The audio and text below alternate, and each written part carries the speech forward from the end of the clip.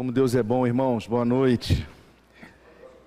Como Deus é bom, Ele colocou no coração dos irmãos do louvor este cântico que fala de como a gente se relaciona com Jesus e como cântico uma ótima introdução para o nosso momento de reflexão, agora onde vamos ler a palavra de Deus, porque tem tudo a ver com a forma que eu me relaciono na intimidade com Jesus e como eu me relaciono com o mundo e com seus cuidados. De modo que é muito bom quando a gente vê que Deus coloca no coração dos irmãos uma música que introduz um tema que a gente vai trazer aqui para a meditação nesse momento de reflexão. E isso acontece muitas vezes aqui, viu, irmãos? Com todos nós que passamos por esse púlpito aqui, seguramente experiências para contar nesse sentido. Eu queria pedir a sua atenção para que a gente pudesse ler o texto do Evangelho de João. É o texto da nossa noite, da nossa meditação da noite, Evangelho de João, capítulo 6. É um trecho razoavelmente longo, de 22 a 40. Eu vou fazer a leitura e aí eu peço que os irmãos acompanhem. Evangelho de João, capítulo 6, versos 22 a 40, texto muito conhecido de todos nós.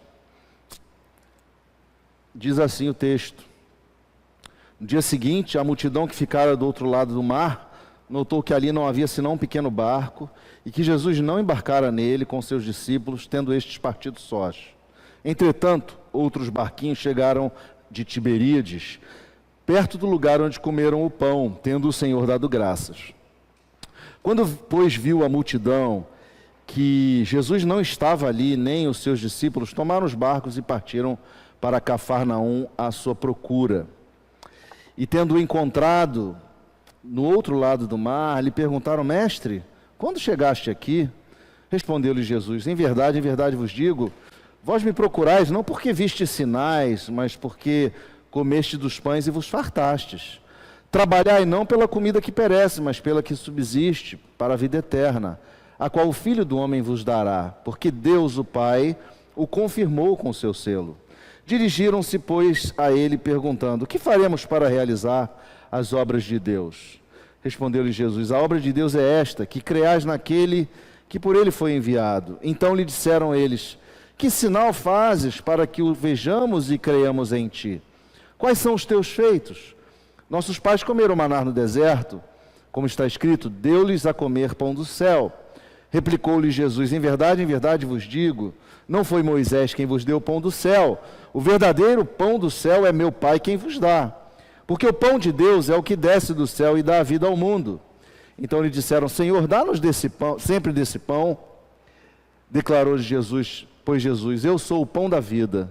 O que vem a mim jamais terá fome, e o que crê em mim jamais terá sede. Porém eu já vos disse que, embora me tenhas visto, não credes. Todo aquele que o Pai me dá, esse virá a mim. E o que vem a mim, de modo nenhum o lançarei fora. Porque eu desci do céu, não para fazer a minha própria vontade, e sim a vontade daquele que me enviou. E a vontade de quem me enviou é esta: que nenhum eu perca de todos os que me deu. Pelo contrário, eu o ressuscitarei no último dia. De fato, a vontade de meu Pai é que todo homem que vir o Filho e nele crer tenha a vida eterna, e eu o ressuscitarei no último dia. Palavra do Senhor até aqui. Vamos orar. Irmãos, Senhor nosso Deus, nós te adoramos nesta noite, nós te bendizemos, Senhor, pela tua palavra lida, e nós queremos neste momento, Senhor, receber de ti o alimento espiritual. Nós queremos declarar a nossa incapacidade de entender toda a tua revelação nesse texto, ou todo o teu propósito aqui, mas te pedimos que o Senhor aplique essa mensagem na medida em que nós caminhamos nessa história, Senhor. Fala conosco, Deus. Fala conosco, fala com cada coração esta noite. Traz-nos, Senhor, a tua palavra. Revigora-nos, Senhor, pela tua palavra. Alimenta-nos, Senhor, pela tua palavra, pois nós oramos em nome de Jesus. Amém. Irmãos, eu sempre falo aqui, quando eu tenho oportunidade, que eu gosto muito de arte, né? Eu gosto das diversas expressões da arte, porque eu acredito que a arte, de alguma forma, nos dá pistas sobre como o ser humano enxerga as questões da metafísica, né, para dizer mais assim, popularmente falando, as coisas do lado de Deus, as coisas que não são explicáveis racionalmente, as coisas que vão além do natural. E tem um escultor romeno chamado Albert Gregory, Albert George, que fez uma escultura que está posta lá em Genebra. Eu queria mostrar essa foto. Tiago, mostra para a gente a foto aí, por favor. É uma foto que eu acho que traz um pouco da leitura dos nossos dias. Dá para ver a foto? Dá para ver a foto ali, o que é? É uma escultura que, eu confesso que eu fiquei assim, minutos olhando para ela, pensando sobre ela. Chama-se Melancolia, o nome dessa escultura, feita em bronze. Mas ela reflete exatamente o espírito do vazio de significado que a sociedade vive. Um vazio no seu interior, um vazio da alma. Você vê que é um homem olhando para o seu coração, o seu interior, que aparece lá vazio, sem nada, né? Então é uma expressão assim que nos faz parar para pensar. O que aquele homem quis dizer com essa escultura? Mas existe também uma outra expressão que eu queria compartilhar. Obrigado, Tiago. E essa expressão ela é representada na letra de uma música bem conhecida, a música do Titãs, e ela diz assim: bebida é água, comida é pasto. Você tem sede de quê? Você tem fome de quê? A gente não quer só comida, a gente quer comida, diversão e arte. A gente não quer só comida, a gente quer saída para qualquer parte. A gente não quer só comida, a gente quer bebida, diversão, balé. A gente não quer só comida, a gente quer a vida como a vida quer. Bebida é água, comida é pasto. Você tem sede de quê? Você tem fome de quê? A gente não quer só comer, a gente quer comer e quer fazer amor. A gente não quer só comer, a gente quer prazer para aliviar a dor. A gente não quer só dinheiro, a gente quer dinheiro e felicidade. A gente não quer só dinheiro, a gente quer inteiro e não pela metade. Desejo, necessidade e vontade. Necessidade, desejo, necessidade, vontade. Necessidade, desejo é, necessidade, vontade é. Você consegue perceber como as pessoas que vivem ao nosso redor, e até mesmo, muitas vezes nós, estamos correndo a vida inteira em busca de alguma coisa que nos traga total felicidade, prazer, sentido. Assim, em todas as nossas relações, nós somos capazes de perceber essa busca pelo sentido. E vocês já perceberam também como que muitas pessoas têm dificuldade de entender a vida e as opções que um cristão faz? Como que as pessoas têm dificuldade em entender como o cristão tem prazer de estar na igreja, domingo pela manhã de sol, num Rio de Janeiro lindo, sem ir à praia? Como que o cristão tem o prazer de estar na igreja para louvar a Deus no domingo e não estar no cinema, eventualmente, porque aqui está a essência do que ele quer buscar? Então nós vivemos, irmãos, numa sociedade onde é extremamente difícil explicar o que acontece com você e comigo quando a gente faz essas opções. E mais, quando a gente olha para os nossos amigos, familiares, pessoas que convivem conosco, como as pessoas têm buscado para encontrar significado no prazer, nas coisas efêmeras, né? E sabem por que isso? Porque na essência, todo ser humano é religioso. Os reformadores disseram muito bem: no coração do homem tem a semente da religião. A semente da religião. aquela coisa que nos conecta com aquele que nos criou. Ou seja, no coração do homem, a alma de cada um é uma alma religiosa, e é sempre uma alma que trabalha numa dimensão em referência a Deus. Ou ela está a caminho da proximidade de Deus, ou ela está em afastamento de Deus. A gente precisa perceber, e não é difícil perceber, como que cada coração humano serve o ídolo que escolhe abraçar. Tem pessoas que o ídolo da pessoa é a família da pessoa, é tudo feito por conta da família, ele para de fazer tudo e faz da família o ídolo, não que não seja bênção à família, irmãos, mas todas as coisas que nós usamos no lugar de Deus tornam-se ídolos e nos escravizam. E eu usei o exemplo da família, porque muitas vezes é um exemplo que nós mesmos podemos cair nele, mas pessoas escolhem o prazer como um ídolo, pessoas escolhem a posição social como ídolo, o seu trabalho como ídolo. Enfim, é uma definição até difícil de falar, mas a gente precisa perceber que se nós não cuidarmos da nossa própria alma, se nós não deixarmos que o nosso relacionamento com Deus se aprofunde cada vez mais, a gente pode permitir que certos ídolos surjam na nossa caminhada e atraiam a nossa atenção, levem a nossa atenção. E então o tema que eu queria propor hoje para a nossa reflexão é Jesus, o único pão que satisfaz, porque nenhuma outra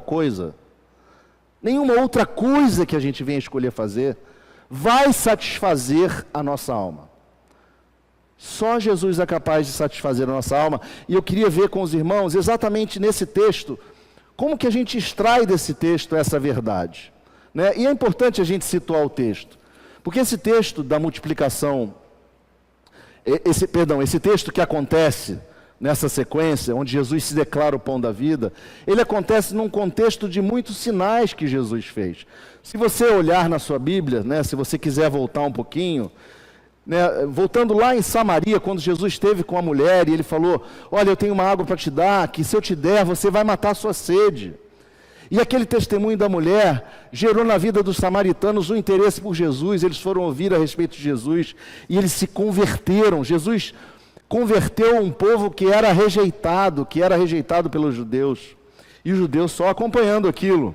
Jesus foi e converteu na Galileia, curou na Galileia o filho de um oficial do rei, ele executou mais uma cura, aí depois ele volta a Jerusalém, ele estava na Galileia, ele sobe para Jerusalém, e lá em Jerusalém, na beira do tanque de Betesda, ele cura um paralítico, e as pessoas veem aquilo acontecendo, e aí Jesus explica para elas por que ele estava fazendo aquilo, porque ele era aquele que havia sido designado por Deus, o Messias que havia sido enviado a eles, que mostraria a sua autoridade através dos seus sinais. E aí Jesus então vai para a beira do lago de Genezaré, o mar da Galileia, ou mar de Tiberíades, conforme você queira chamar, e ali ele efetua uma coisa maravilhosa, que foi a multiplicação dos pães e peixes. 5.000 homens, o texto fala de homens, não fala de mulheres e crianças, né? Mas muita gente reunida ali, apenas 5 pães e 2 peixes, e Jesus multiplica aquilo ali na frente de todo mundo. E no final de tudo sobram 12 cestos. As pessoas estavam, irmãos, presenciando algo surpreendente, algo impressionante na vida daquelas pessoas. Depois, ele deixa aquele momento e vai encontrar com os discípulos que estavam passando um aperto no mar. Resolveram atravessar e ir para Cafarnaum, pegaram a tempestade e ficaram no meio do mar. Horas e horas e horas, Jesus anda sobre o mar e faz aquelas coisas. E aí, e se apresenta a eles para levá-los a outra margem, digamos assim. E os judeus, enchendo a paciência, desculpa a palavra, de Jesus, completamente incrédulos. E aí a gente chega exatamente no nosso texto. A gente chega no nosso texto, onde você pode ver aí, se você acompanha a leitura, que aqueles homens e mulheres, eles chegam para Jesus e fazem uma pergunta tão simples, né? Senhor, quando é que o Senhor chegou aqui? Porque aqueles homens e mulheres estavam no monte. Passou a madrugada, os discípulos pegaram o barco, Jesus foi encontrar com eles de madrugada e chegaram do outro lado. Amanheceu, aquele povo queria ver Jesus, Jesus não estava mais lá. Queriam continuar, provavelmente, a conversa com Jesus, Jesus não estava mais. Então eles pegaram os barcos que ali estavam, tinham vários barcos, o texto fala, e atravessaram para o outro lado, chegaram lá, Jesus, o que aconteceu? Que horas o Senhor chegou aqui? Irmãos, Jesus dá uma resposta que é chocante. Ele diz para aqueles homens e mulheres que eles não estão nem um pouco interessados naquilo que Jesus tinha para lhes ensinar. Eles estavam procurando os seus próprios interesses. Veja só o que diz o verso 26. Jesus respondeu: em verdade vos digo, vós me procurais não porque vistes sinais, mas porque comeste dos pães e vos fartastes. Meus irmãos, aquele povo viu aquilo tudo acontecer, foi procurar a Jesus, e eles tinham outras intenções. Sabem qual era a intenção? Eles queriam proclamá-lo rei. Eles queriam que, a partir daqueles sinais que Jesus fizera para comprovar que era Messias, eles queriam proclamá-lo rei. Mas sabe para quê? Para que eles tivessem libertação da opressão dos romanos. Eles não tinham uma outra agenda. A agenda era puramente a agenda do seu próprio interesse, a agenda daquilo que lhes era conveniente, daquilo que lhes era necessário. Eles queriam que Jesus virasse rei. Jesus falou: vocês não estão entendendo, não é por aí.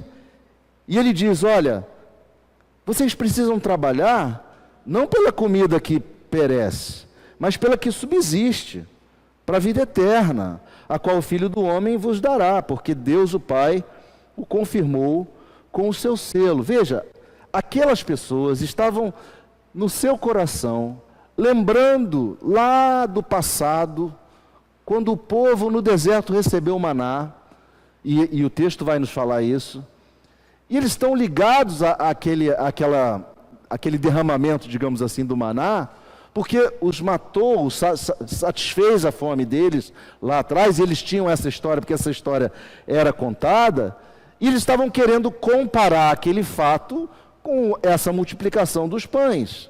E eles não tinham entendido nada.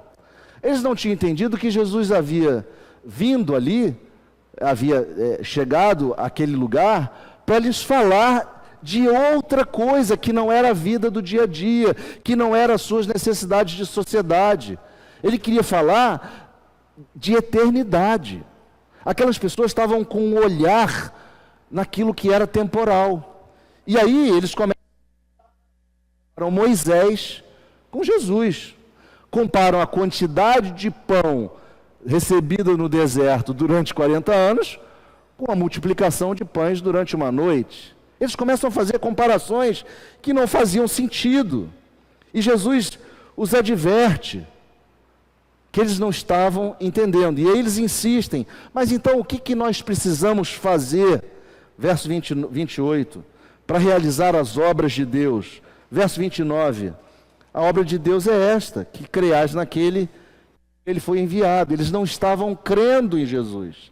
Eles estavam tendo dificuldade de acreditar em Jesus. E aí, olha que pergunta surreal. Eles passaram a noite ali, interior com Jesus, viram o que aconteceu, e eles perguntam: que sinal, verso 30, que sinal fazes para que vejamos e creiamos em ti? Quais são os teus feitos?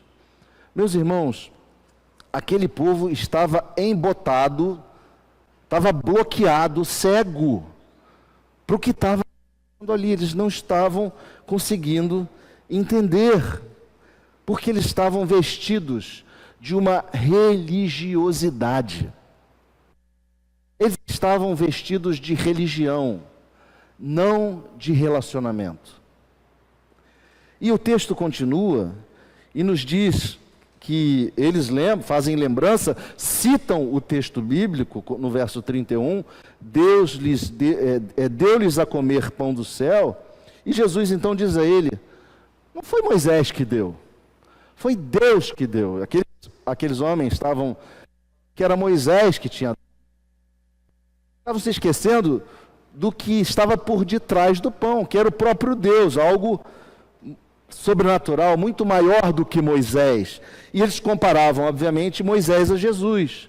E aí Jesus então diz a ele, olha, o pão verdadeiro é o que desce do céu, o verso 33, porque o pão de Deus é o que desce do céu e dá vida ao mundo. Ele estava mostrando para eles que aquele pão temporário não era capaz de satisfazer a fome existencial daqueles homens e mulheres. Eles iam continuar procurando por um rei que os libertasse. Não ia satisfazer sua fome de existir, sua fome existencial, o seu vazio. Mas aí eles dizem assim no verso 34, Senhor, então dá-nos desse pão. E aí Jesus diz o que a gente já ouviu ele falar várias vezes em vários textos, quando ele diz eu sou alguma coisa, ele diz, pela primeira vez ele diz eu sou o pão da vida.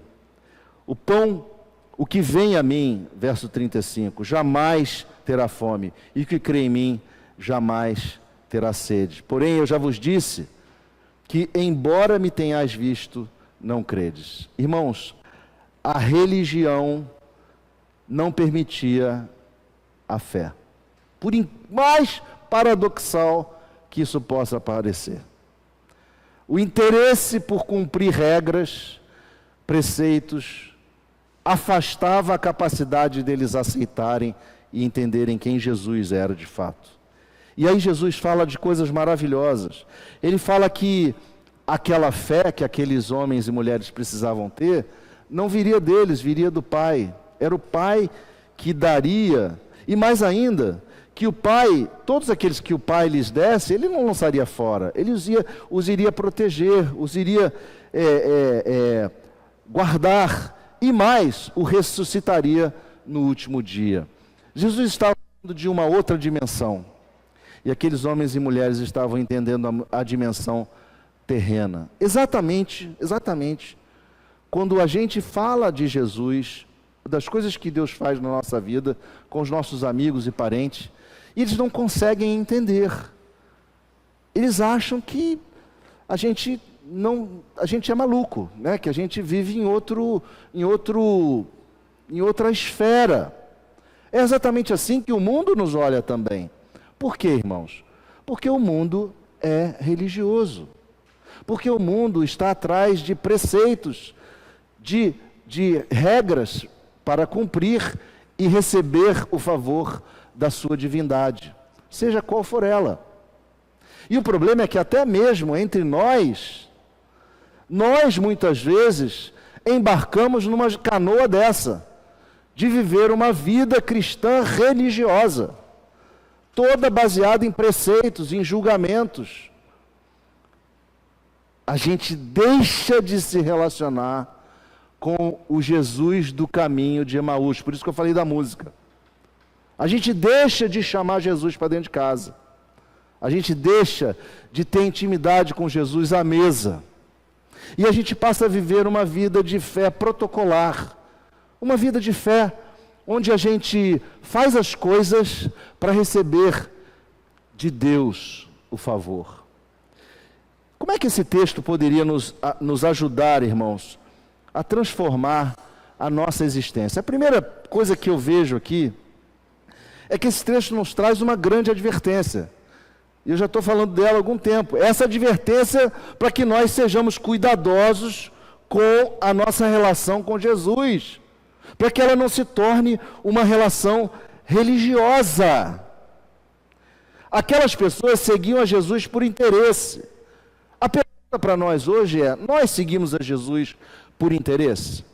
Ou nós queremos, na verdade, seguir a Jesus para honrá-lo, porque Ele é o Senhor, o Rei dos Reis e Senhor dos Senhores, e merece toda adoração. Eu sigo a Jesus para receber as bênçãos de Jesus, ou eu sigo a Jesus para ter comunhão com o Rei dos Reis e Senhor dos Senhores, e assim agradá-lo com a minha vida? A gente precisa se fazer essa pergunta. Aquelas pessoas, elas queriam satisfazer Deus, para obterem em troca algum tipo de bênção. Não é isso que a gente vê por aí às vezes? A tal da teologia da prosperidade. As pessoas se relacionam com Deus na perspectiva de eu dou, mas eu quero de volta. Eu dou 10, mas eu quero 10 vezes 10. Uma relação que não deve existir, não pode existir e não faz sentido algum existir, porque ela está ancorada em perspectivas materiais. Jesus está nos advertindo, através dessa passagem, que nós precisamos estar atentos, para que não façamos da nossa relação com Jesus uma religião. Uma religião, entendam o que eu estou querendo dizer com religião. Essa relação genérica de troca de favores entre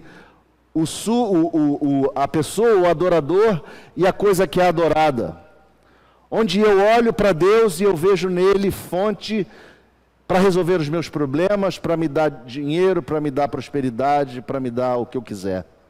Não é por aí, não é por aí.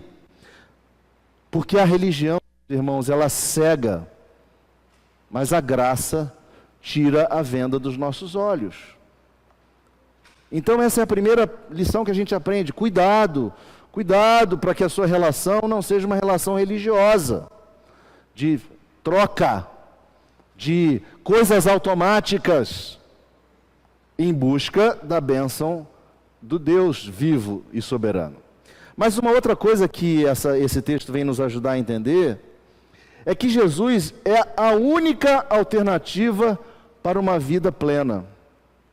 Jesus é a única alternativa para uma vida plena. Basta a gente se perguntar, o que as pessoas buscam na vida, irmãos? Tem gente que busca o prazer a qualquer custo, tem gente que só busca a sua agenda pessoal, seus próprios interesses.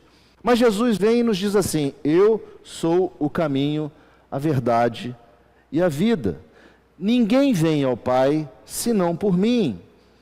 Portanto, não há vida integral e plena sem conexão com o Criador. E o nosso Criador é o nosso Deus Pai. E essa conexão é feita através de Jesus. Deus Pai deu o seu próprio Filho para que todos aqueles que nele crescem experimentassem a vida plena, a vida eterna. Jesus vai dizer no verso 36 do capítulo 3 de João, que quem crê no Filho tem a vida eterna. O que todavia se mantém rebelde contra o Filho não verá a vida, mas sobre ele permanece a ira de Deus. Ou seja, vida eterna é vida plena, ou melhor, vida plena é a vida eterna. E aí Jesus vai nos dizer em Mateus: quem acha a sua vida, perdê-la-á. Quem todavia perde a vida por minha causa, achá-la-á. Não há outro jeito. Ou nós caminhamos com a nossa vida entregue a Jesus, sob a condução e a direção de Jesus, ou nós não vamos encontrar vida plena. A vida plena é em Jesus, é no relacionamento com Jesus, não o relacionamento religioso, mas o relacionamento do caminho de Emaús, aquele relacionamento que queima o coração, que quando você se senta para orar, você sente aquele calor que anima você e que te dá condições de enfrentar as suas lutas. Jesus nos disse, o ladrão, lá em João 10:10, o ladrão vem somente para roubar, matar e destruir, mas eu vim para que tenham vida, e tenham vida em abundância. Meus irmãos, não há como ter vida plena fora de Jesus. Jesus disse, quem crer em mim, ainda que morra, viverá, e todo o que vive e crê em mim, não morrerá eternamente. nós experimentaremos essa vida plena. Não há, irmãos, projeto de vida, não há estilo de vida, não há chamado de vida que seja capaz de satisfazer a alma humana. Aquela figura de Albert George, lá do Romeno, lá em Genebra, aquela figura é a figura do texto. Porque sem Cristo, a gente vai ser vazio, a gente vai ser um buraco vazio. Né? O presbítero Eduardo falou outro dia, citou outro dia aqui, né, que na alma humana tem um vazio do tamanho de Jesus. Aqueles homens reconheceram isso. Porque depois que aqueles homens e mulheres começaram a desistir de caminhar com Jesus, porque Jesus faz uma pergunta nesse texto mais adiante, a respeito da continuidade deles. Vocês creem? E aí e eles começaram a se afastar, como não, dizendo que as palavras eram muito duras. Mas aí os discípulos, na verdade Pedro, diz assim: Senhor, para quem que nós iremos? Porque só tu tens as palavras de vida eterna. E nós temos conhecido e crido e reconhecido que o Senhor é o Santo de Deus. Meus irmãos, só Jesus tem as palavras de vida eterna. Esse é o ensinamento que a gente precisa carregar no coração e ter certeza de que não há outro pão que venha nos satisfazer, que não seja o pão do alto, que não seja a Jesus. Né? Jesus nos disse: quem crê em mim, seu interior flui. A experiência com Jesus é uma experiência sobrenatural, ela não é uma experiência somente racional. Ou melhor dizendo, ela é mais sobrenatural do que puramente racional. Mas é uma experiência que precisa ser levada a cada dia, amanhã de manhã, amanhã de noite, daqui a um mês, daqui a um ano, no hospital, no trabalho, onde for, nas dificuldades, na rua, na feira, na praia. É andar com Jesus, é experimentar a presença de Jesus constante, porque só a presença dele satisfaz. E a terceira e última lição que eu queria trazer é essa da questão de que Jesus é a nossa garantia. Em Jesus a nossa redenção, a nossa salvação está garantida. Eu quero perguntar a você, e eu pergunto para mim: você tem alguma garantia na vida? Você tem alguma garantia na vida? Você pode pagar o seguro mais caro do mundo. Você tem alguma garantia na vida? Você tem certeza que amanhã você não vai passar por uma situação difícil? Saúde? Você tem certeza que amanhã o seu dinheiro firme lá? Não há essa certeza, irmãos. Não há certeza na vida. Não há certeza na vida. Mas uma coisa temos certeza. E essa não tem como ter dúvida, e essa está garantida. É a nossa redenção. E isso é suficiente para nos dar a fundação necessária para que nós caminhemos diante de tanta dificuldade e de tanta insegurança, de tanta incerteza, porque temos uma certeza, que aquele que nos chamou vai cumprir a sua vocação, essa vocação que tivemos no coração.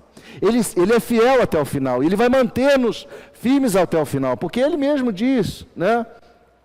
Ele mesmo diz: essa é a vontade do Pai, que nenhum eu perca de todos que me deu. Pelo contrário, eu ressuscitarei no último dia. Jesus disse assim: as minhas ovelhas ouvem a minha voz, eu as conheço e elas me seguem.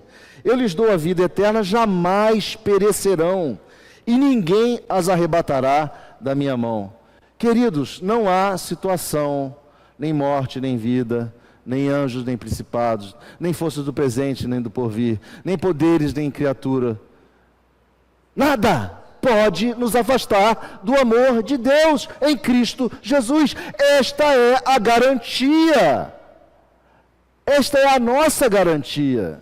E nós temos que viver sobre esta garantia, e não sobre a garantia da nossa conta do banco, e não sobre a garantia da nossa super saúde, e não sobre a garantia das nossas relações de amizade, e não sobre as garantias da nossa família, que é muito boa. Nada disso.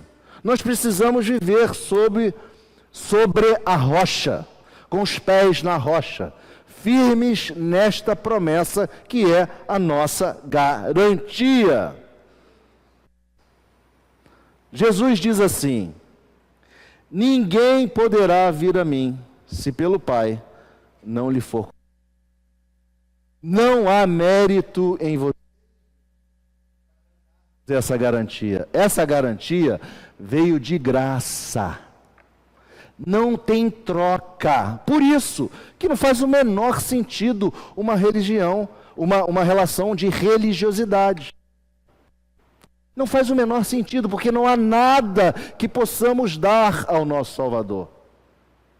Ele se deu por mim, Ele se deu por você, Ele se deu por nós. É Ele quem concede a salvação, é Ele quem chama você da morte para a vida, porque você e eu estávamos mortos espiritualmente. Essa é uma doutrina basilar da nossa fé. Mas Deus nos chamou e nos regenerou e nos trouxe ao coração a capacidade de respondermos ao chamado do Evangelho e dizermos: sim, eu creio no Cristo, sim, a minha vida pertence a Cristo, sim, eu quero caminhar com Cristo. Meus irmãos, não há outro jeito. E aí eu termino perguntando a você: você tem fome de quê? Você tem sede de quê? Porque só Jesus é o pão que veio do céu e que é capaz de saciar toda fome. Só Jesus é a água viva que jorra, capaz de saciar toda sede. Fora dessas duas coisas, não há como satisfazer a sua alma. A sua alma vai ser o homem melancólico de Albert George. Se você entrou aqui hoje com essa sensação de vazio, eu quero te dizer, há sempre uma hora para a gente se reposicionar. Ah, minha vida está vazia, minha vida com Jesus está sem sentido. Ok, essa é a hora de reposicionar. Essa é a hora de chegar para Jesus e falar: Jesus, eu quero sentir essa paz, essa certeza, essa garantia que eu não tenho sentido há muito tempo. Então eu queria te dar a oportunidade de você fazer essa oração. Vamos curvar a fronte e vamos orar ao Senhor, pedindo que Ele nos aplique essa mensagem ao nosso coração. Senhor, nós te agradecemos pela Tua palavra, sempre viva e eficaz.